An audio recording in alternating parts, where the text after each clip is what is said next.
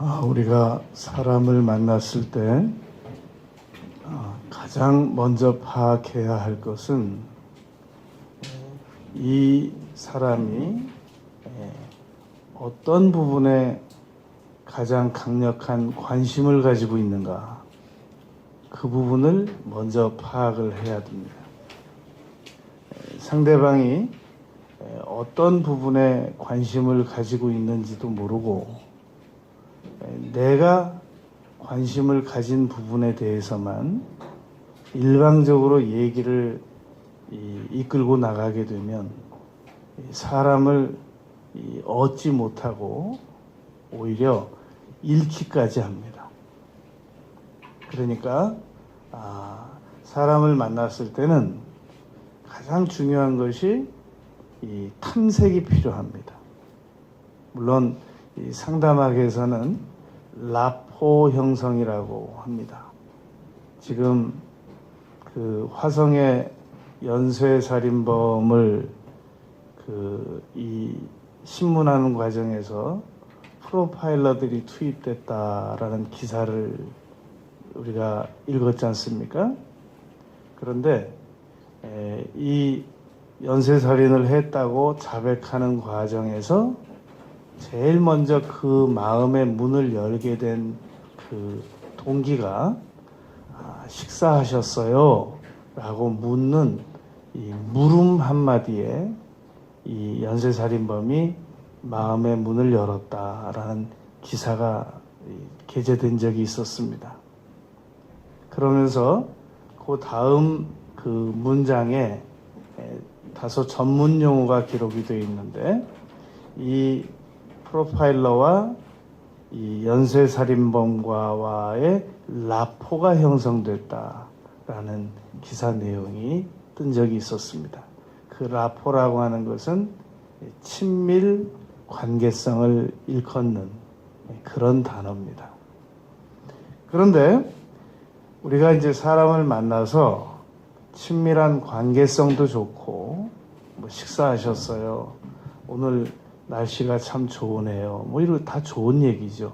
그 다음에 뭐 하냔 말입니다.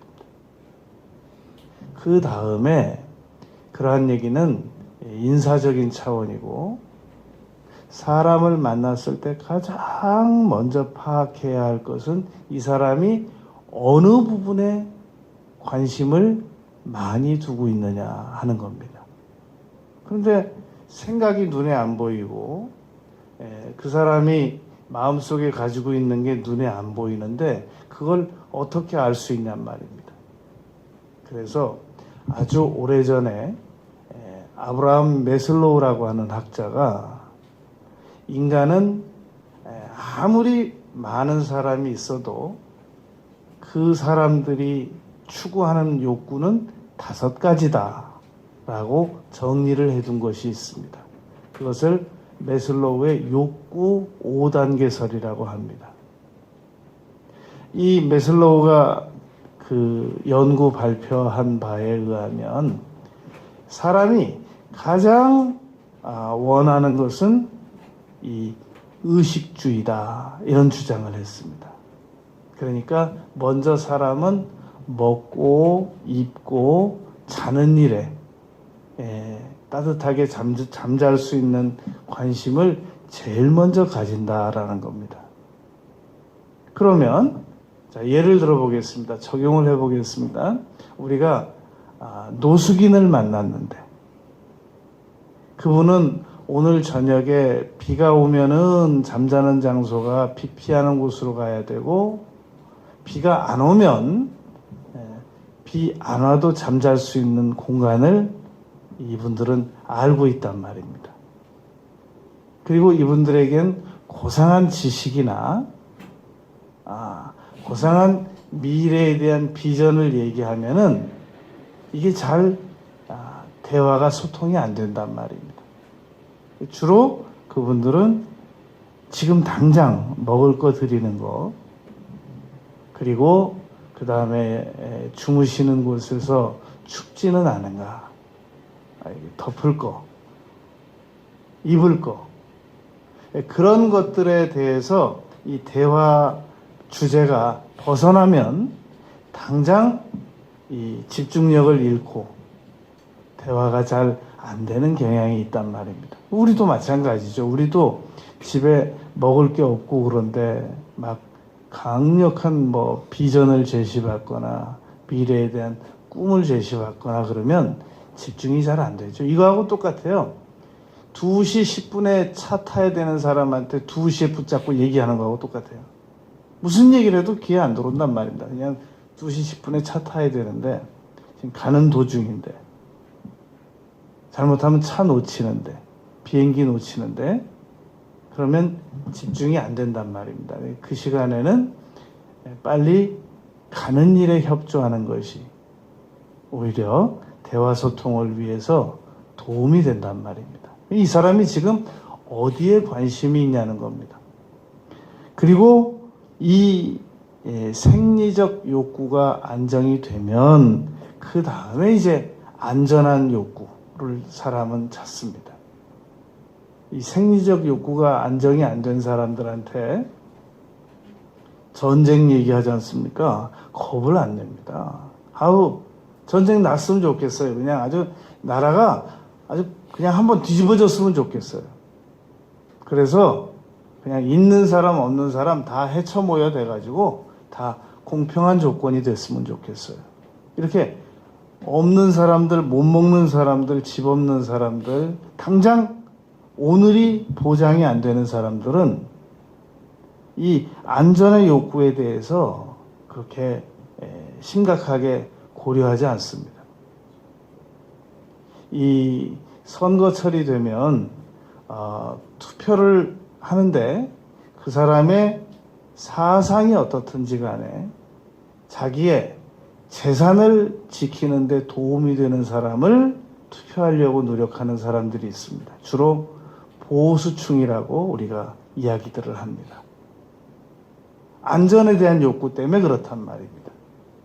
그러니까 정치인들이 그 안전의 욕구를 가지고 있는 사람들에게 안전을 제시한단 말입니다. 나를 투표해라. 나를 선출해라. 그럼 내가 당신의 재산을 지켜주겠다. 이런 얘기란 말입니다. 혹시 여러분들께서 이제 그 뉴스를 보면서 파악이 됐는지 모르겠는데 언제든지 이런 경우입니다. 정치인이 서민들이 장사하는 시장에 나와서 서민들을 만나고 악수하고 위로하고 다니는 뉴스를 본 적이 있습니까? 그러면 그 뉴스 바로 전날이나 전주간에 그분들이 부자들을 위한 정책 결정을 했을 가능성이 높습니다. 그 정치인이 부자들에게 유리한 정책 결정을 하고 난 다음에 그 다음으로 선택하는 게 뭐냐면 가난한 자들을 위로하는 장면이 이렇게 뉴스로 나갈 수 있도록 행보를 한단 말입니다. 왜냐하면 그것은 그 정치하는 사람들 주변에서 이 국민들의 시민들의 심리 욕구 정서를 읽는 전문가들의 권면에 의하여 그렇게 합니다. 그러니까 어제 광화문에서 대규모 집회를 했더라도 다음 날 이 수재민들을 위로하러 가지 않으면 이게 밸런스가 안 맞는단 말입니다. 그래서 오늘 정치인이 수재를 당한 사람을 위로하러 나왔다고 한다면 바로 전날이나 전주간에 뉴스를 살펴보면 그분이 그 수재민들과는 관계가 없는 일을 하고 나타났을 가능성이 있단 말입니다. 욕구가 바로 그러한 것입니다. 사람은 안전에 대한 욕구를 먼저 가지고 싶어 합니다. 의식주 문제가 해결이 되면. 그런데 의식주 문제도 해결됐고 안전의 문제도 해결됐단 말입니다. 세콤도 다 설치해놨고 그리고 보조키도 다 튼튼하게 다 만들어놨단 말입니다. 집에 아주 튼튼한 금고도 사두었고 그리고 화재 날 염려 전혀 없이 만들어 두었단 말입니다. 이런 사람들에게는 밥 먹는 문제, 안전한 문제가 더 이상 흥미가 없습니다. 진부한 얘기가 됩니다. 이런 사람들에게는 무슨 얘기가 필요하냐면 애정과 소속이 될 수 있는 얘기를 해야 됩니다.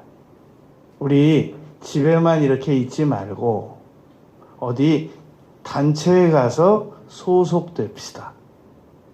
우리 좀 이렇게 집에만 있지 말고 어디 가서 사람도 좀 만나고 그렇게 하십시다. 라고 제안을 하면 솔깃하고 거기에 응할 수도 있단 말입니다. 그러나 지금 먹을 것도 없고 집안 안정도 부족한데 그런 사람에게 이런 얘기를 하면 저는 지금 그럴 상황이 못 돼요. 좀 알아서 다니시고 저는 다음에 기회가 있으면 뭐 어떻게 생각해 볼게요. 그런단 말입니다.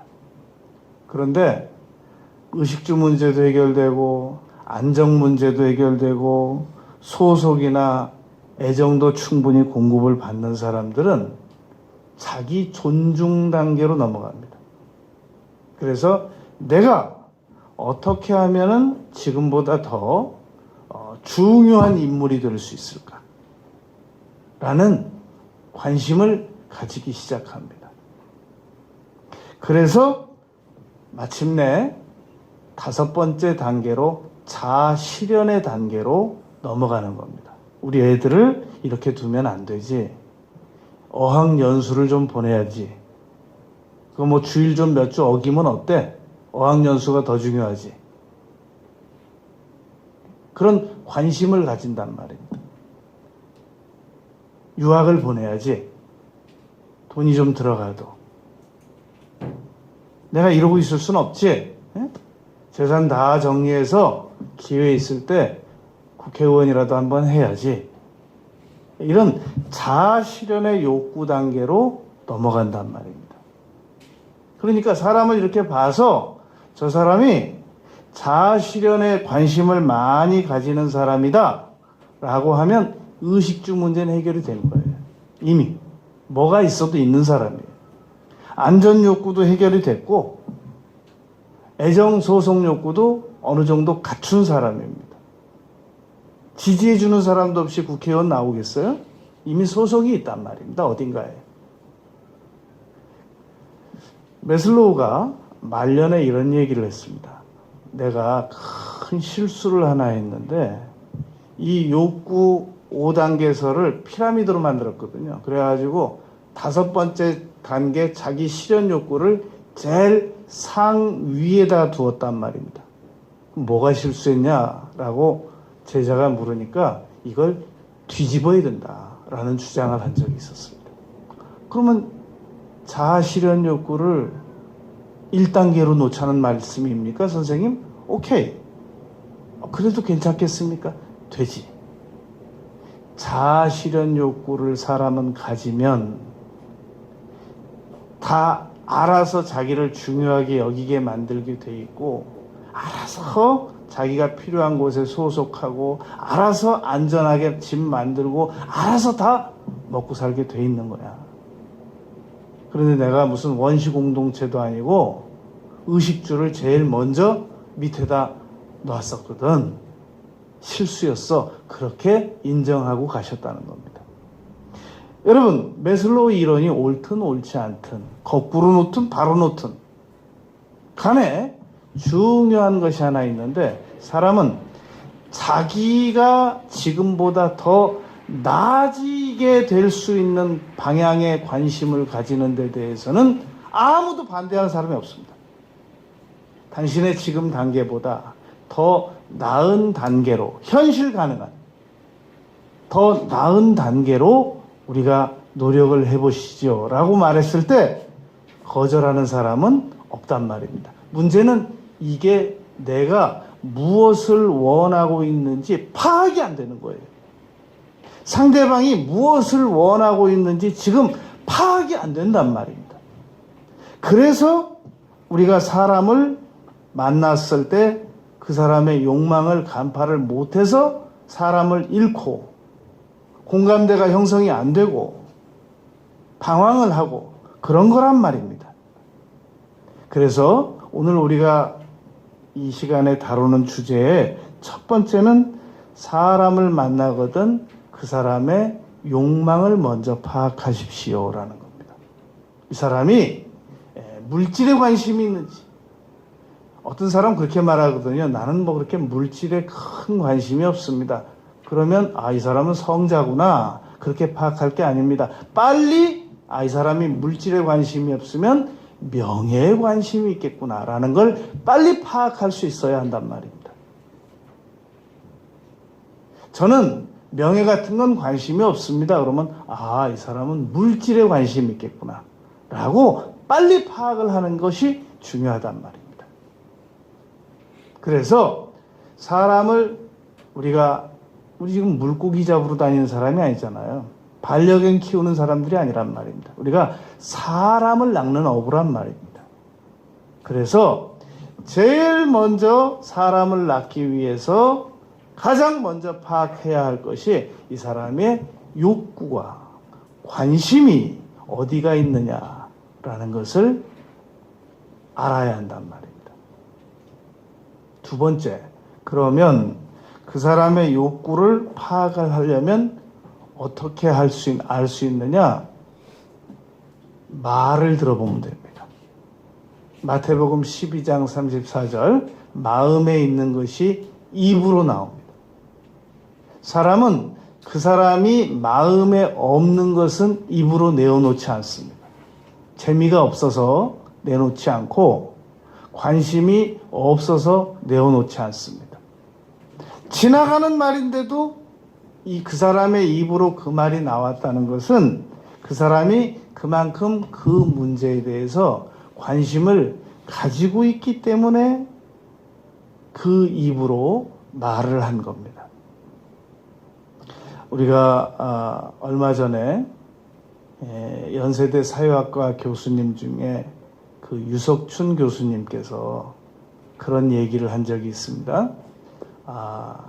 이 위안부가 매춘을 위해서 스스로 돈을 벌기 위해서 간 거지 일본인들이 강제적으로 위안부를 동원한 것이 아니다 라고 하는 이 국민 정서와 대다수의 국민 정서와 반대되는 발언을 했단 말입니다. 결과적으로 이분이 지금 학교에서 강의를 못하게 됐습니다. 55년생이더란 말입니다. 나이도 먹을 만큼 먹었단 말이죠. 그런데 이분이 어디서 이런 영향을 받았을까 하는 걸 우리가 어렵지 않게 추측해 볼 수 있는 것은 얼마 전에 반종족주의라는 책을 쓴 서울대 퇴직 교수이신 이영훈 교수께서 그 똑같은 발언을 했거든요. 유사한 발언을. 이분은 51년생입니다. 4살 더 많더라고요. 그래가지고 같은 발언을 해가지고 원폭 피해를 보듯이 공격을 받았는데 이분이 얼마 안 있다가 똑같이 따라했어요. 그러면 이분은 왜 이런 주장을 했겠냔 말입니다. 이영훈 교수가 이 유석춘 교수를 위로한다고 한 말이 이런 말입니다. 그저 당신 그 유 교수 강의하는 내용을 말이야 녹음시켜다가 밖으로 퍼날라가지고 지금 유 교수를 이렇게 공경에 빠뜨린 학생은 영혼 파괴자야. 신경 쓰지 마. 이렇게 얘기를 했다는 겁니다. 그러면 우리는 유석춘 교수나 이영훈 교수의 말은 100% 다 틀릴까요? 그분들은 100%다 틀린 얘기를 해서 이 공경에 빠졌을까요? 1%라도 맞는 부분이 있겠죠. 정말로 우리가 미처 그 부분에 대해서 알지 못했지만 너무 그때는 식구 하나 더는 게, 밥 먹는 식구 하나 더는 게 큰 집안에 도움이 되는 일이었기 때문에 정말로 생활이 어려워서 자원해서 위안부를 간 한두 명, 몇 명의 사람이 있을 수도 있었겠죠. 그걸 이 사회학적 관점에서 어떻게 연구를 하다 보니까 알게 됐겠죠. 그러나 프랑스에 그런 말이 있거든요. 맞는 말처럼 사람을 뼈아프게 하는 말은 없다. 왜 내 말이 틀렸어? 이렇게 말하는 사람들이 있단 말입니다. 서로 그 말이 맞을지라도 지금은 국민 정서에 그 말이 맞지 않는 말이거든요. 이 말하는데 지혜가 없는 사람들은 꼭 그 자리에서 해서는 안 되는 말을 하는 사람들입니다. 지금 분위기가 맞지 않아요. 그 말을 해서는. 이 말은 잘 이렇게 어울리게 해서 정말로 옥구슬처럼 잘 엮어서 그 상황에서 꼭 잘 맞는 말을 잠깐만 하고 말아야 되는데, 이 두 분은 지금 시대가 어느 상황입니까? 지금 일본하고 우리가 사이가 지금 이렇게 나빠져가지고 지금 상황이 이렇게 안 좋은 상황인데, 세상에 미국 나가서 PhD씩이나 한 사람들이, 서울대 교수, 연대 교수씩이나 되는 분들이 지금 이런 얘기를 하면 안 되는 걸 모른단 말입니까? 지금 이런 얘기를 하면 그 말을 좋게 받아들이는 사람들보다 아주 막 화가 머리끝까지 난다는 걸 모르냔 말이죠. 모르기 때문에 이분들이 무식하다는 겁니다. 그래서 여러분, 사람이 유식과 무식은 어떤 한 분야만 아는 건 그건 무식이라고 그래요. 적어도 PhD 교수가 되고 서울대 연대 교수식이나 되면 내가 이 말을 하면 사람들이 얼마나 화가 나느냐 정도는 알아야 된단 말입니다. 그래서 화가 머리끝까지 날 수 있는 말은 그건 해서는 안 되는 거예요. 가끔 보면 우리 교회 안에서도 내가 목사님인데 날마다 기도하고 날마다 내가 사람 용서하는 게 내가 일인데 감당이 안 되게 내 화를 돋구는 사람들이 있어요. 말로. 그거 어쩌겠어요. 그런 거 한 번씩 막 삭히고 참아 넘기려고 하면은 강력한 트라우마가 돼가지고 어떤 건 몇 년씩 걸려요. 여러분, 이게 일반 국민 정서가 위안부는 스스로 자발적으로 매춘을 해서 갔다고 그러면 설령 맞았다고 쳐요. 누가 참겠어요. 지금 이 상황에서. 그런데 왜 그분이 입으로 그런 얘기를 했느냐? 그분의 욕구가 어디 있냐는 겁니다. 그분이 도대체 어떤 욕구가 있어서 그냥 온 국민의 정서를 화를 나게 하고 자기들도 막 학교에서 막 강의 못하고 쫓겨나고 명예가 추락하고 그런 일을 서슴없이 할 수 있었겠냔 말입니다. 도대체 무슨 생각을 가졌길래, 따져보잔 말입니다. 밥 못 먹어서 그분들이 그 말한 거 아니거든요. 생리적 욕구가 충족이 안 돼서 지금 그렇게 무모한 발언한 게 아닙니다. 그분들이 지금 안전에 대한 욕구가 안 채워져서 집에 지금 세콤 설치 안 되고 사무실에 보조기 없어서 지금 그런 얘기한 게 아니란 말입니다. 그리고 그분들이 애정과 소속되지 않아서 지금 대학에 소속돼 있거든요. 정교수예요. 그래서 지금 이런 얘기한 게 아니란 말입니다. 자기 존중 욕구, 이게 교만으로 흘러가 버린 거예요. 교만해진 거예요. 자아 실현 욕구. 당신들이 뭘 모르는 줄 알아? 내가 한번 얘기해 줘봐. 위안부 중에 매춘녀도 있었어. 몰랐지? 이걸 얘기하고 싶었던 거예요. 근데 누가 감동받았냐고요, 거기에, 그 말에. 그러니까 인간은 욕구를 잘못 다스리면 화재보다도 위험하고 홍수보다도 위험하고 쓰나미보다도 위험하고 정말 하루아침에 얻었던 것을 다 잃어버릴 수 있게 된단 말입니다. 태풍, 쓰나미, 번개, 이거 잠깐 지나가지만 후유증은 평생 갑니다.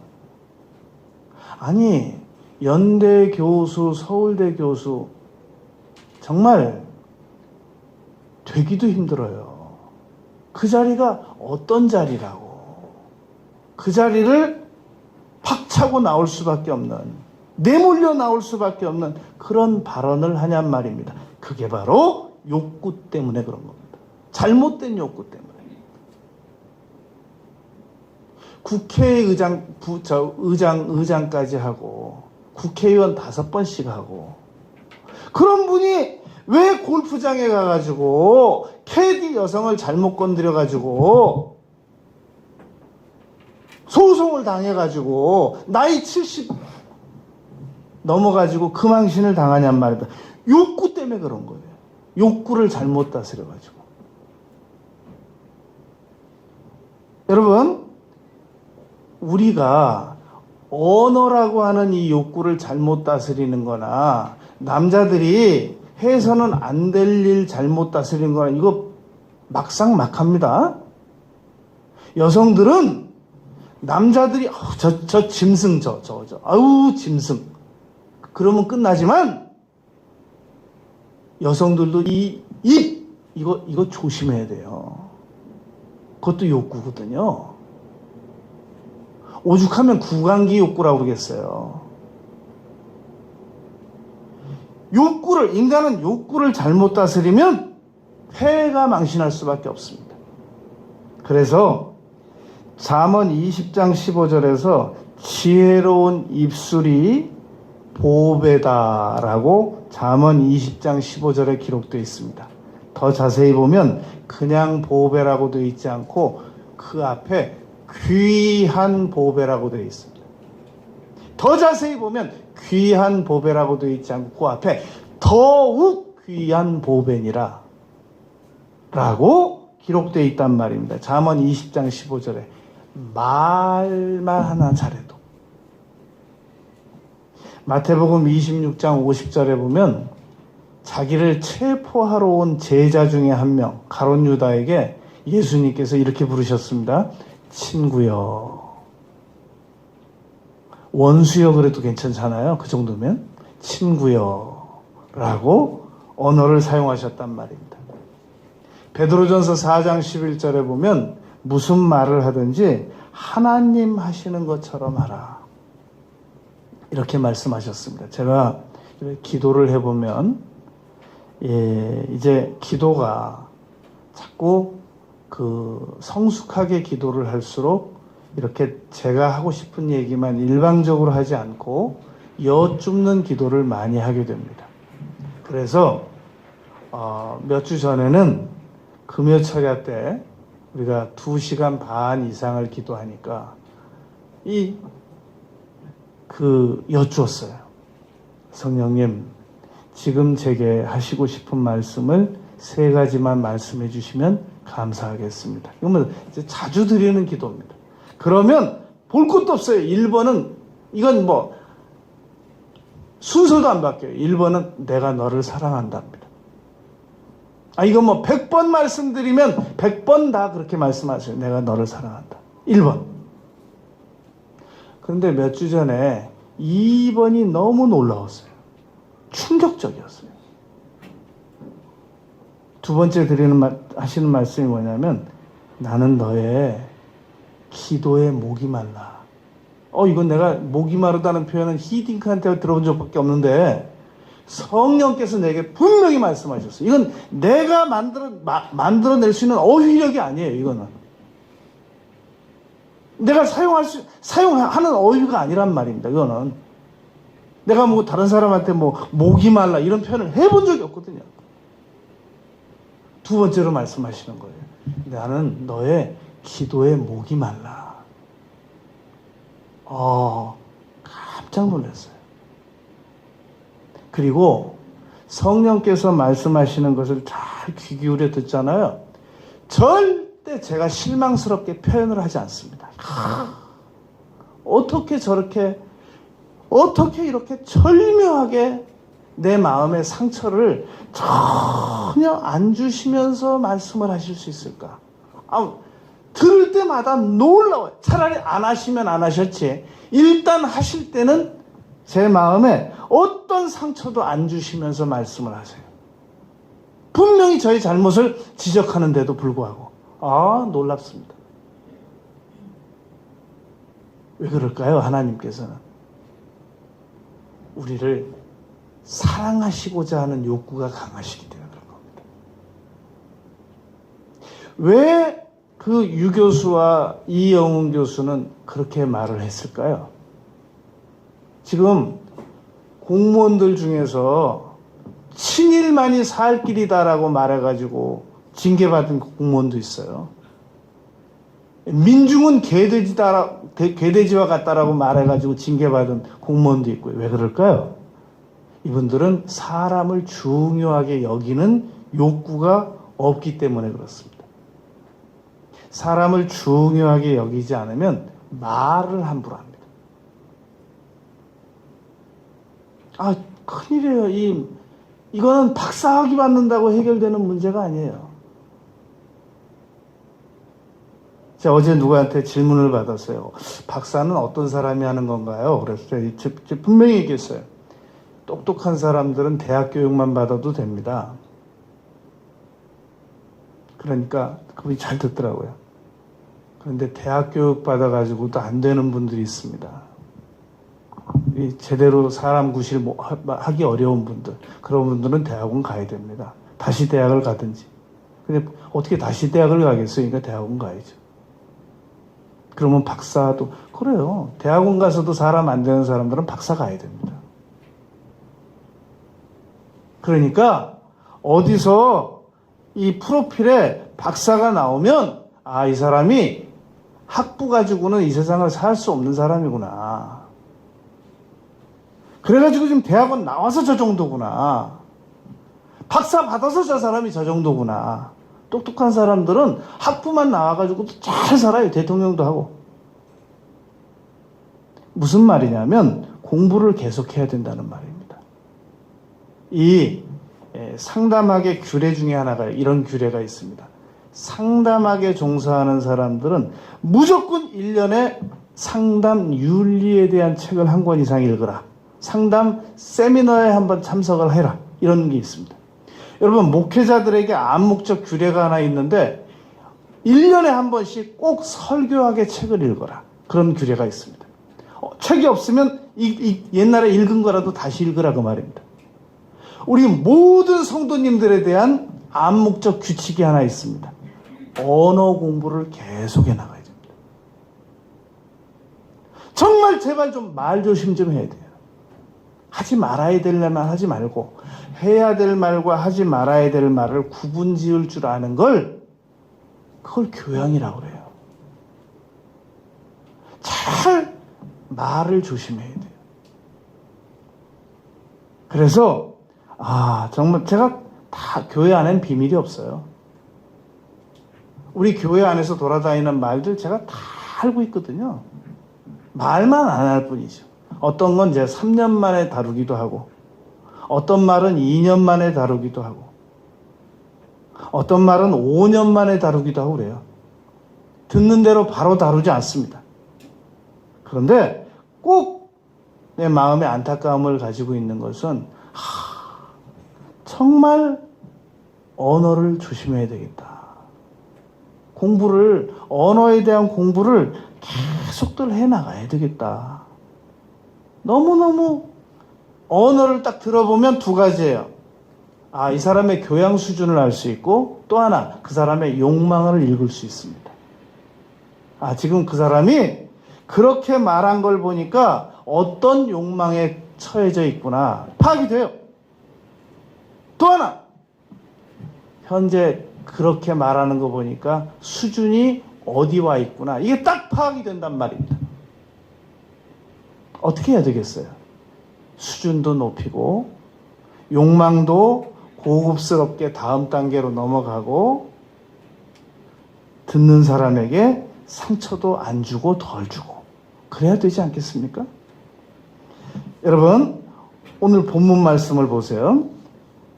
바울 사도께서는 빌립보서 3장 7절에서 그러나 내게 무엇이든지 내게 유익한 것을 내가 그리스도를 위하여 다 해로 여긴다 라고 말했단 말입니다. 그러니까 바울 사도께서는 자기가 자긍하던 것들을 예수님을 위해서 다 기초지식으로 여겼다라는 말입니다. 해로 여겼다라는 말. 다 지금까지 예수님을 찾아 나와서 예수님을 전하기 위한 다 기초적인 절차를 밟은 것뿐이다. 그렇게 생각했단 말입니다. 그리고 8절에서 내 주 예수 그리스도 예수를 아는 지식이 가장 고상하다. 그러니까 바울 사도는 이런 얘기입니다. 내가 이 예수님을 알고자 하는 욕망이 가장 강하다. 나는 그때 메슬로우 5단계 욕구설이 있지도 않았지만 바울 사도는 메슬로우 5단계 욕구설에 정착하는 게 아니라 6단계를 요구하는데 그것은 그리스도를 고상한 지식을 알고자 하는 욕망으로 자기는 가득 찼단 말입니다. 여러분 한번 생각을 해보세요. 우리가 많은 사람들이 다른 사람들에게 좀 더 나은 예우를 받기 위해서 정말 노력합니다. 공부하죠. 돈 벌지요. 그리고 여성들의 노력은 정말 아주 너무너무 아주 극진해요. 그래서 화장도 하죠. 남자들은 머리 한번 감으면 나와요. 그냥 얼굴에 바르는 것도 없어요. 그냥 나와요. 여성들은 한번 나오려면 얼마나 복잡해요. 근데 그게 만약에 사막에 가서 혼자 살아도 그럴까요? 그러지 않을 거잖아요. 그것은 누군가에게 보여주기 위한 것이란 말입니다. 그 말은 누군가에게 보여주기 위함이라는 것은 누군가에게 감동을 끼치기 위함이라는 겁니다. 그런데 문제는 감동을 받는 사람이 받아줘야 되잖아요. 내가 아무리 감동을 끼치려고 해도 받는 사람이 감동을 안 해요. 그럼 헛거잖아요. 그렇다면 어떻게 하면은 우리가 다른 사람에게 좀 더 감동을 더 잘 줄 수 있겠냔 말입니다. 그러면 질문해 보겠습니다. 나는 나에게 어떤 때 내가 기쁘든가요? 반대로 나는 나에게 내가 어떤 때 내가 나에게 실망스럽던가요? 이거 간단해요. 이것만 알면 돼요.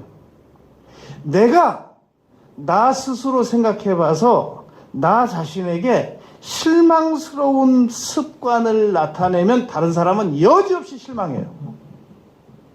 지금 내가 나한테도 실망하는데 내가 다른 사람에게 내가 나 실망하는 것처럼 행동하는데 말하고 표정 짓고 행동하는데 실망 안 하겠어요? 그런데 내가 나에게 어떨 때 기쁨이 되든가요? 내가 나를 위로하고 내가 나를 격려하고, 내가 나에게 좋은 말 쓰고, 내가 나에 대해서 인내하고, 그리고 어떤 때 기쁘던가요? 미국 갤럽 연구소 조사 연구에 의하면 하나님에게 나가는 것보다 더 기쁜 일은 없다는 거예요. 그게 오늘 바울 사도의 말씀인 겁니다. 내가 그리스도 예수를 아는 지식이 살아오면서 보니까 가장 고상하더라. 나는 이거 절대로 안 버릴 거다. 나는 이 지식이 가장 고상하기 때문에 다른 것들을 다 포기할 수 있다. 그 말입니다. 여러분, 잠언 31장에 보면 존중받고 칭찬받는 여성이 아침부터 저녁까지 어떻게 살아가는가에 대한 기록이 잠언 31장에 기록이 되어 있습니다. 그리고 그 여인을 지혜라고 말합니다. 그리고 잠언 1장 7절에서 여호와를 경외하는 것이 지혜의 근본이라고 말했단 말입니다. 그리고 9장에 와가지고 다시 여호와를 경외하는 것이 지식의 근본이라고 말했단 말입니다. 결국 지혜와 지식은 같은 말입니다. 결국 지혜와 지식은 존영받는, 칭찬받는 잠언 31절의 여성과 같단 말입니다. 그 말을 우리말로 풀어보면 아주 매력있고 감동을 끼칠 수 있는 사람이 누구냔 말입니다. 여호와를 경외하는 사람이라는 말입니다. 바울 사도의 말로 표현을 바꿔보면 그리스도를 아는 지식이 가장 고상한 것을 인정하고 믿고 따르는 사람이 바로 그 지혜로운 사람이라는 겁니다. 그러면 나의 욕구도 해결되고, 나를 따르는 사람의 욕구도 해결되고, 내가 감동시키고자 하는 사람의 욕구도 해결해 줄 수 있고, 그 누구도 실망시키지 않을 수 있단 말입니다. 여러분, 우리가 매슬로우가 욕구 이론을 뒤집었다 그러잖아요. 사람은 빵이 있어야 돼. 아니, 먹고 살아야 그 다음 단계로 나갈 거 아니야? 라고 하는 게 매슬로우 이론입니다. 이분이 말년에라도 이걸 뒤집었어요. 성경에서 마태복음 4장에서 사람이 떡으로만 살 것이 아니고 그랬거든요.